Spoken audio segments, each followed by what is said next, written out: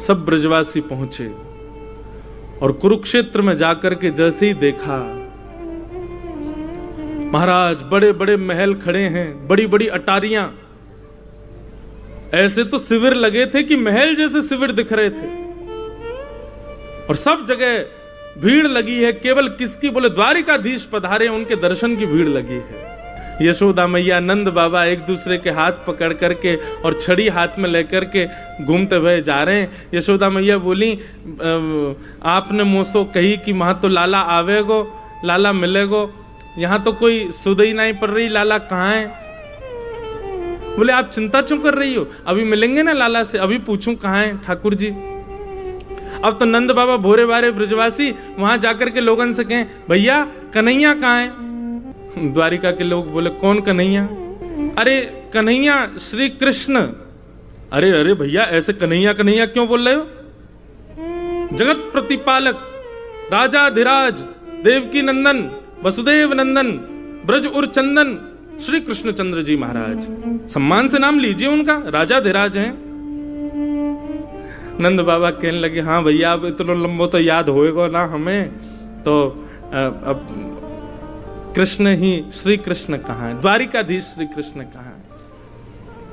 बोले सामने वो जो पूरी लंबी कतार खड़ी है ना दर्शनार्थियों की, वो सब उन्हीं के दर्शन करने जा रहे हैं। सूर्य ग्रहण का समय है, पूरे विश्व भर के भारतवर्ष के ऋषिगण आए हैं। ठाकुर जी का तुलसी अर्चन चल रहा है, ठाकुर जी का सहस्त्रार्चन चल रहा है, भीतर भगवान के पुष्पार्चन चल रहे हैं। यशोदा मैया, नंद बाबा तुलसी अर्चन, पुष्पार्चन, सहस्त्रार्चन समझ ही नहीं पा रहे ये होवे का है भैया। भीड़ लगी है चारों तरफ ठाकुर जी के दर्शन की, और वही भीड़ में श्री नंद यशोदा पहुंचे। द्वारपालन से जाके कहें, भैया कन्हैया यहीं भीतर ही बैठो है? बोले श्री कृष्ण कन्हैया? बोले जी जी जी, हाँ वो द्वारिकाधीश जी यहीं विराज रहे हैं, हमें वाको दर्शन करने में मिल सके। द्वारपाल ने पूछी, आपको परिचय? बोले भैया हम ब्रज से पधारे हैं, हम नंद बाबा हैं जी, यशोदा मैया है। 11 वर्ष 56 दिन ठाकुर जी हमारे पास ही रहे ब्रज में, बहुत दिन है गए, 100 वर्ष है गए, तो आज उनके दर्शन करवे आए। जैसे सुने नंद यशोदा, द्वारपाल के नेत्र सजल हो गए, दंडवत हो गए चरणों में।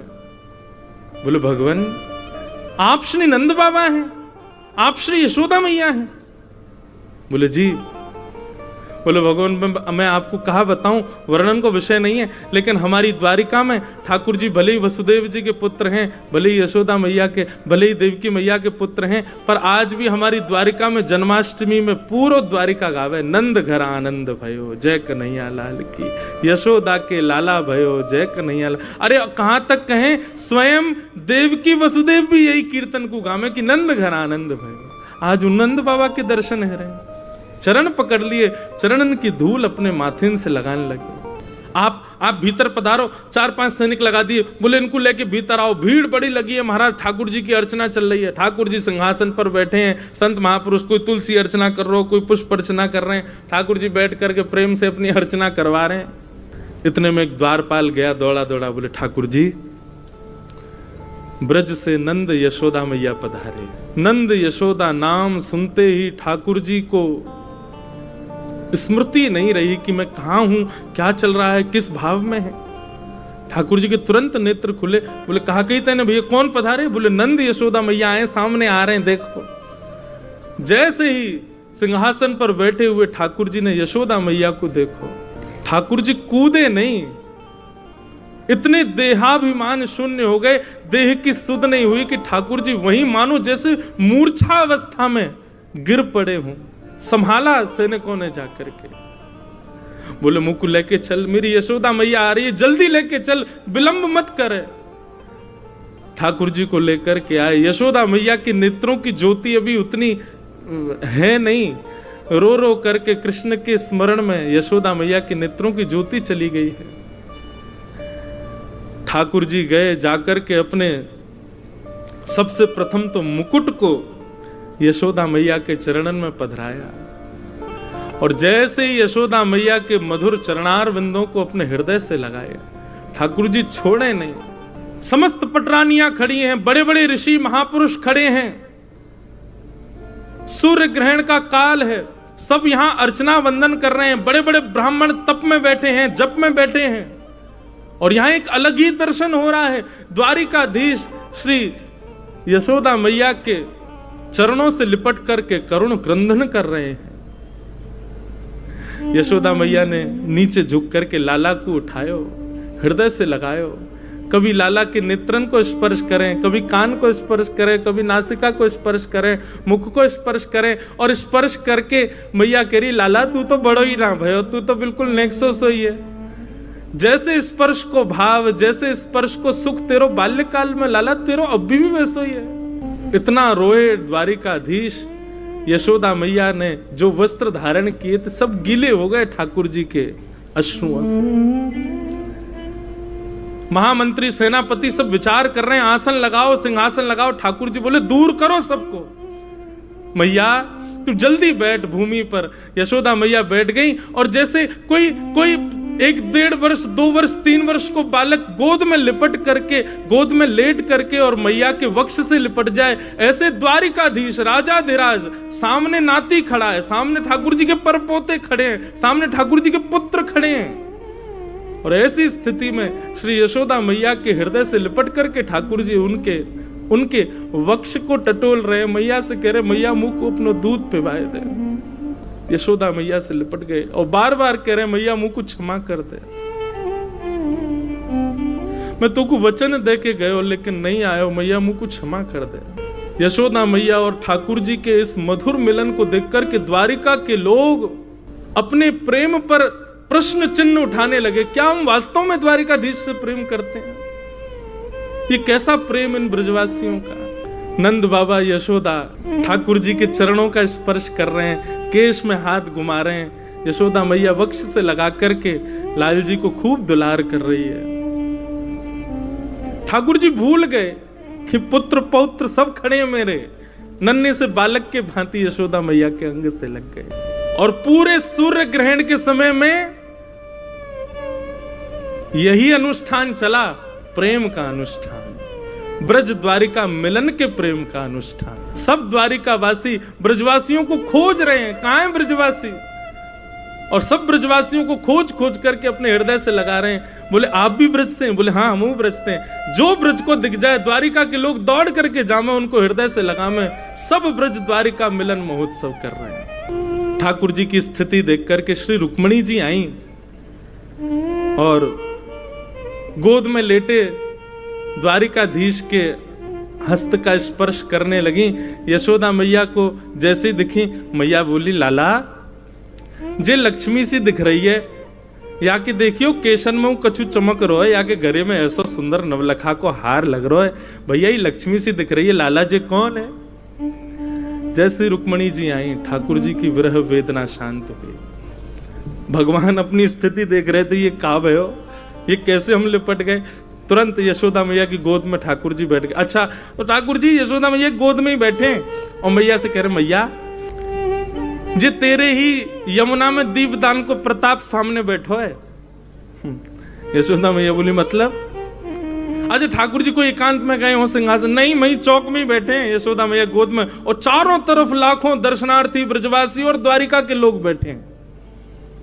मैया जे रुक्मणी है जासे मेरो ब्याह भयो है, तेने बड़े दीपदान किए, मेरे लाला की लक्ष्मी जैसी बहू आवे, मेरे लाला की ऐसी बहू आवे कि 4 लोग देख के कहें अरे भैया ऐसी बहू होनी चाहिए, मेरे लाला की ऐसी बहू आवे कि पूरा ब्रजमंडल युग युगांतर तक याद रखे। देख ले मैया तेरी बहू सामने बैठी है।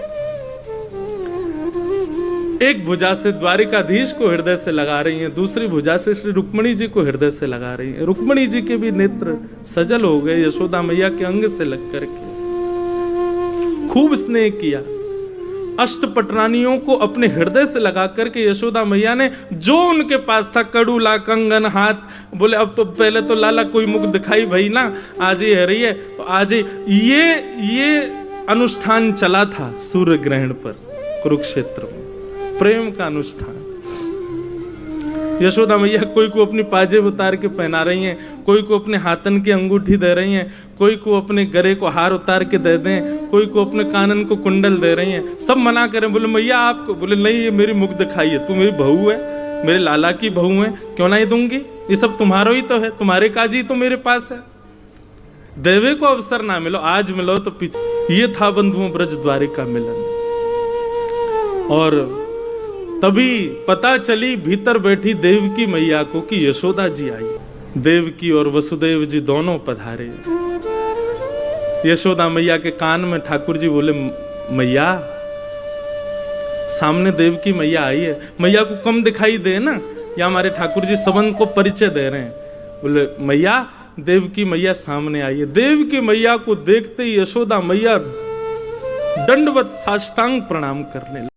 देवकी मैया कह रही, अरे बहन कहा कर रही हो, विधाता कृपा करे तो आपके चरणन की कण से मुंह पे नेक अनुग्रह है जाए तो या जन्म में तो ना मिलो, लेकिन अगले जन्म में कृष्ण जैसा पुत्र मुंह को भी प्राप्त हो, ऐसा अनुग्रह मुंह पे है जाए।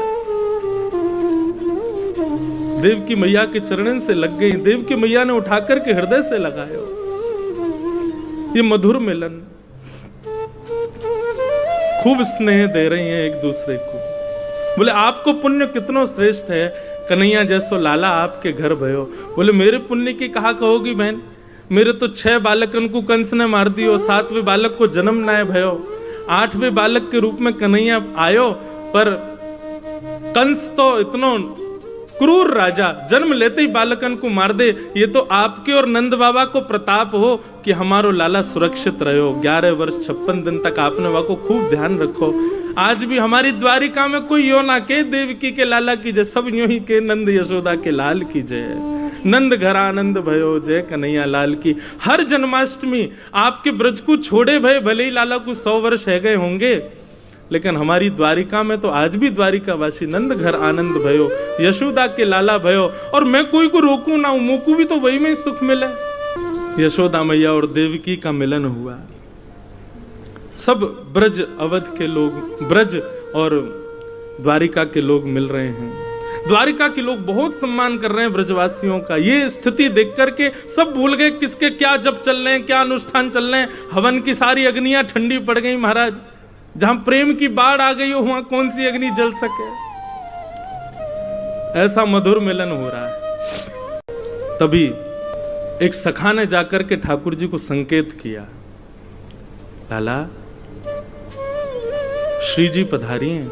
श्री जी का नाम स्मरण सुनते ही ठाकुर जी मंत्रमुग्ध हो गए। एक बार को ठाकुर जी भूल ही गए कि हम द्वारिकाधीश हैं, पर श्री जी का नाम सुनते ही तो ठाकुर जी की व्याकुलता और बढ़ गई। बोले कहाँ हैं?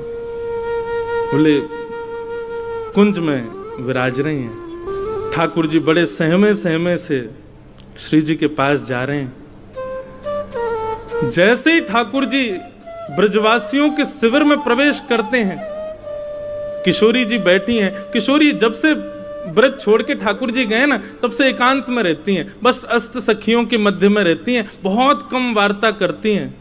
जैसे ही ठाकुर जी ने शिविर में प्रवेश किया, किशोरी जी के नेत्र खुले। तुरंत ललिता, मुंह को ऐसा क्यों लग रहा है कि कन्हैया आ रहे हैं? बोले नहीं, कन्हैया क्यों आएंगे? अभी अभी मुझको पता चली उनको तो सहस्त्रार्चन, तुलसी अर्चन आदि सब चल रही है। वो सूर्य ग्रहण को समय है ना, तो सब वहीं व्यस्त हैं। पूरे भारतवर्ष के बड़े बड़े संत ऋषि पधारे हैं, सब वहीं पर अर्चना कर रहे हैं। वो तो बहुत व्यस्त हैं। लाडली जी वो कैसे आवेंगे?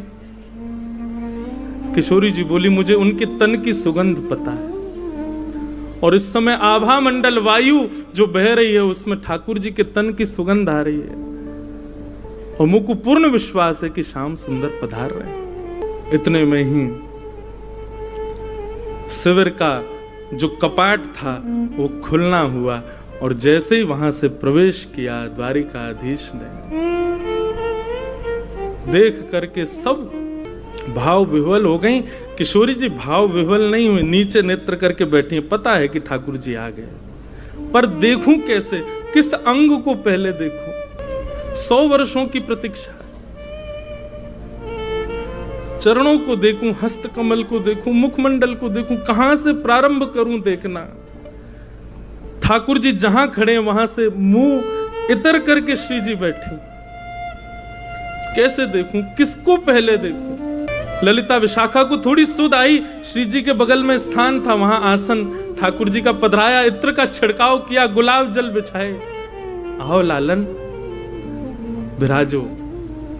ठाकुर जी बोले नहीं, अपना मुकुट उतार करके श्री जी के चरणों में रखे और श्री जी के सिंहासन से टेक लगा के ठाकुर जी चरणों में विराजमान। स्वयं द्वारिकाधीश अपने कर कमलों से श्री जी के मुखमंडल को अपनी ओर करते हैं और किशोरी जी को मुखमंडल देखा और जैसे किशोरी जी का मुख अपनी ओर किया, श्री जी के नेत्र ठाकुर जी के नेत्रों से मिले।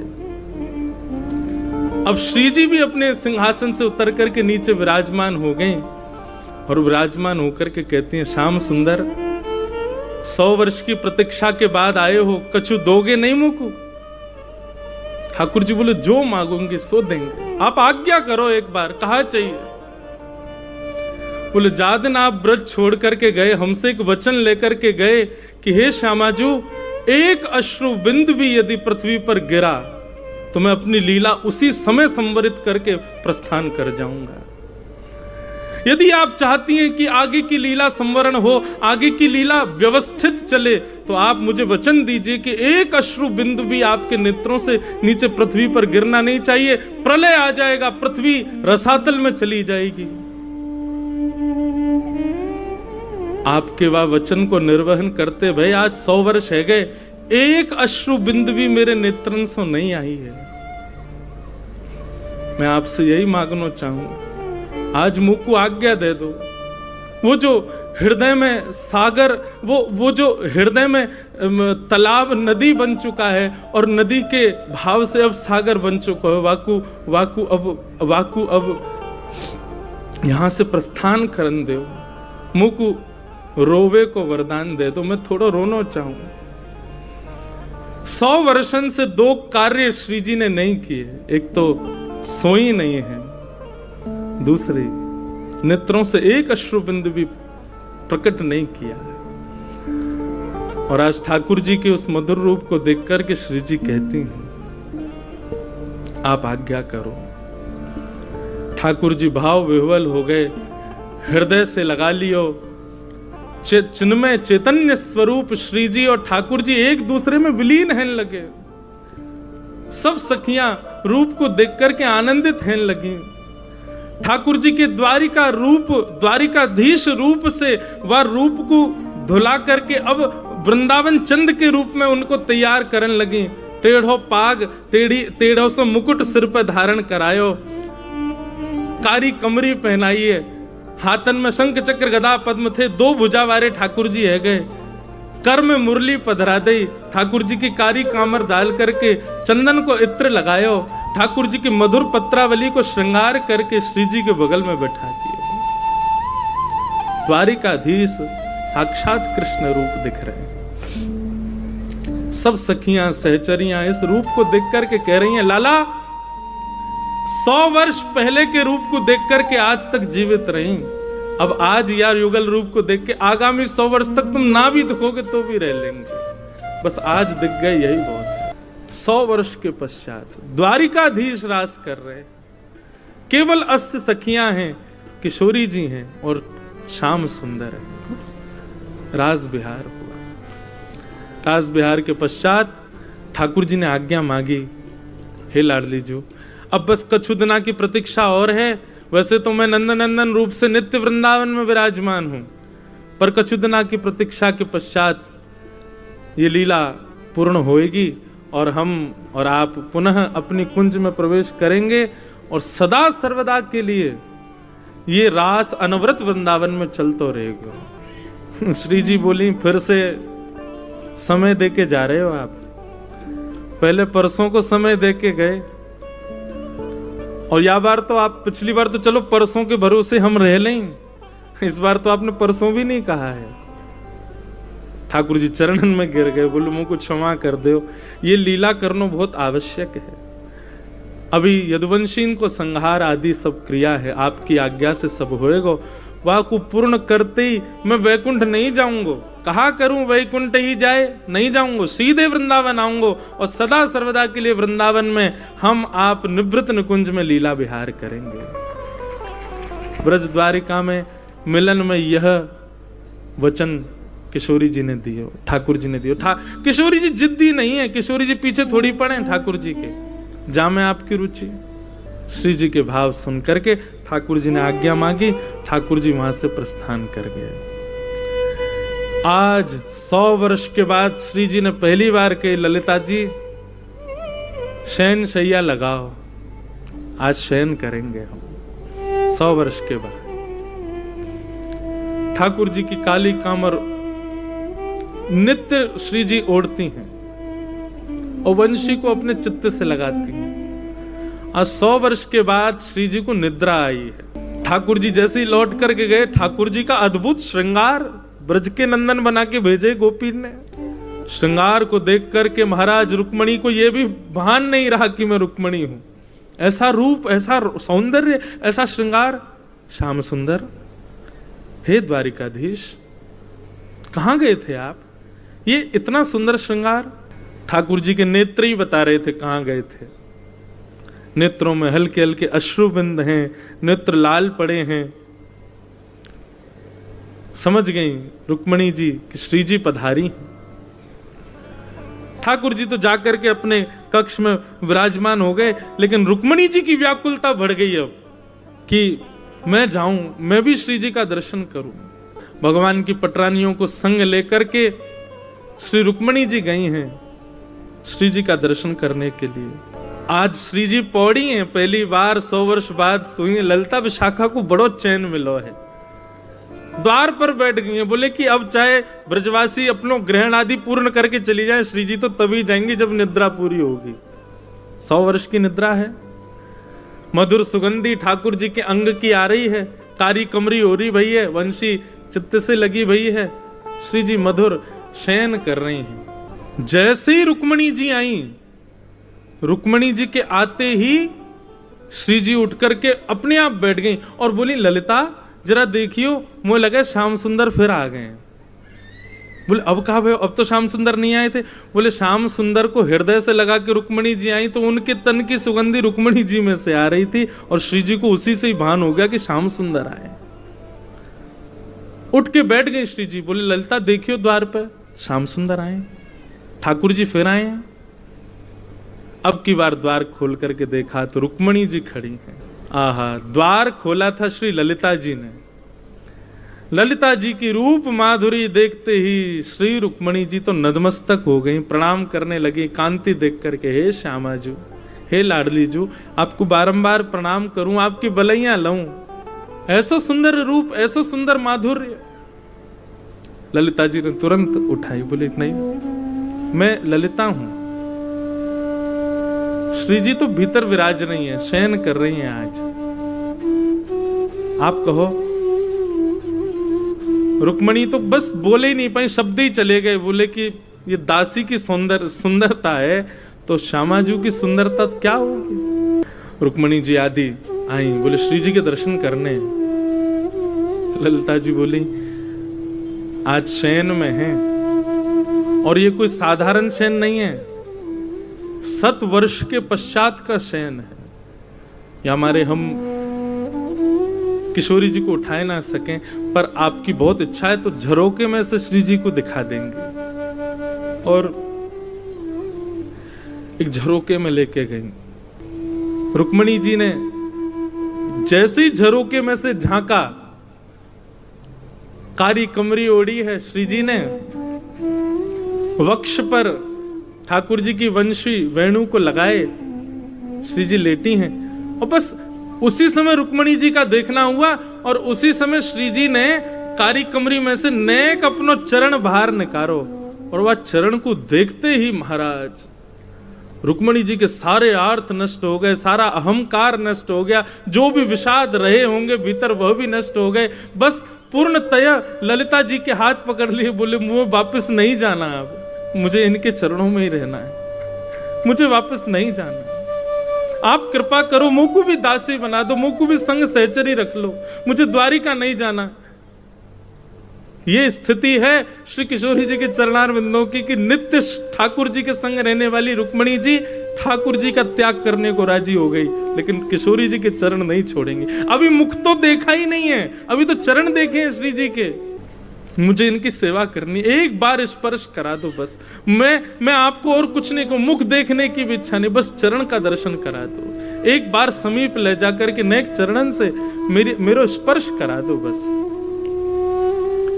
तब ललिता आदि विशाखा भाव विह्वल रुक्मणी जी को दोनों भुजाओं से उठा करके चल भी नहीं पा रही हैं, लेकर के जैसे ही कक्ष में आई, श्री जी के चरणार बिंदों का जैसे ही स्पर्श किया, उठ करके बैठ गई किशोरी जी।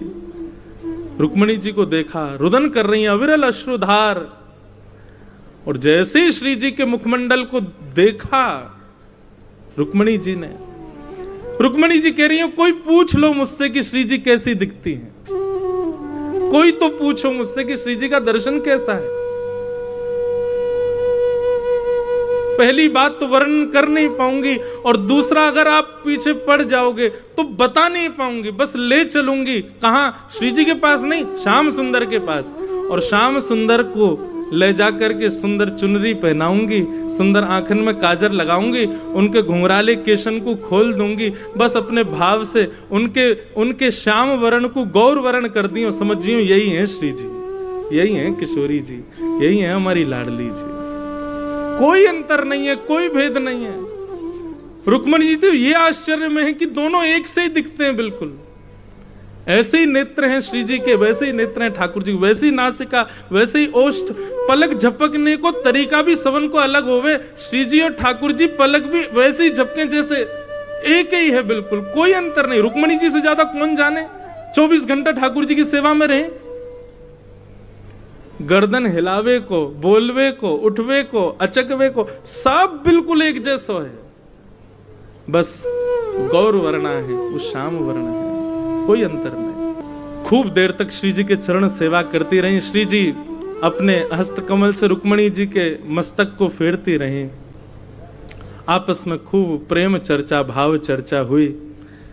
रुक्मणी जी ने प्रार्थना की कि श्री जी 16,100 सखियां और हैं, मेरी बहन 16,100 और हैं, आप कृपा करो ना, मैं तो चाहूं कि ऐसा दर्शन उनको भी प्राप्त हो। ये सेवा आप तो ऐसी कृपा कर दो, हम यहां से द्वारिका जाएंगे ही नहीं, 16,108 को आप अपने संग ले चलो। अगर आप हमसे पूछो तो हम तो आपको वर्ण कर, आपसे ब्याह करने को तैयार हैं। 16,108 आपके संग चल देंगे वृंदावन, हमें ना जानो द्वारिका, द्वारिकाधीश रहे अपने यदुवंशी के संग, हमें तो आपको संग चाहिए, अब आपके संग चलेंगे। किशोरी जी बोली नहीं, ध्यान रखो हमारे हृदय बिहारी को, कछु दिना के बात हो रहे, खूब स्नेह करो, खूब भाव, फिर आप आ जाइयो कुंज में, आप भी विराजमान है जाइयो, वहां कुंज की लीला में फिर संग रहेंगे। और रुक्मणी जी प्रणाम करके आज्ञा लेकर के कि आप पधारो, ऐसा भाव रख करके गई। श्री जी बोली ठीक है, मैं प्रयास करूंगी, आऊंगी। और रुक्मणी जी वापस चली गई, प्रतीक्षा कर रही हैं कब श्री जी पधारेंगी, कब किशोरी जी आएंगी। और सायंकालीन समय भयो, 16,100 पटरानियां अपनी पलकें बिछाएं खड़ी हैं, सब प्रतीक्षा कर रही हैं, श्याम सुंदरा श्री किशोरी जी पधारेंगी।